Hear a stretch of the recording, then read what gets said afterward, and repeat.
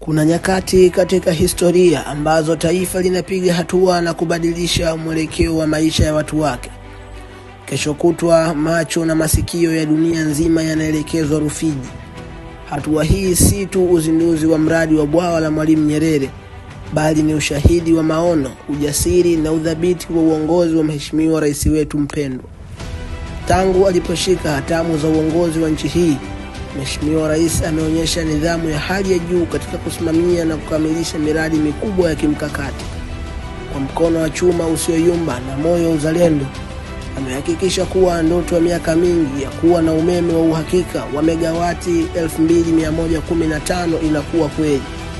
Kupitia uongozi wake tunaona si tu umeme, bali tunashuhudia mageuzi ya reli ya SGR, uwekezaji kwenye elimu, afya na diplomasia ya uchumi iliyoifungua Tanzania kitalii na kibiashara duniani.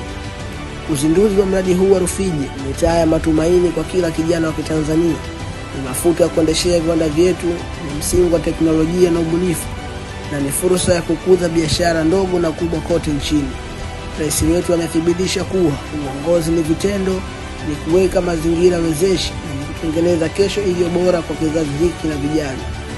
Tunapoelekea kwenye tukio hili la kihistoria kesho kutwa, sisi kama vijana na wananchi wa nchi hii tunasimama kwa fahari kubwa kusema hongera sana Mheshimiwa Rais kwa kazi hii iliyotukuka. Tanzania ipo kwenye mikono salama na mwanga wa maendeleo sasa unawaka nchi nzima. Mungu mbariki Mheshimiwa Rais, Mungu ibariki Tanzania.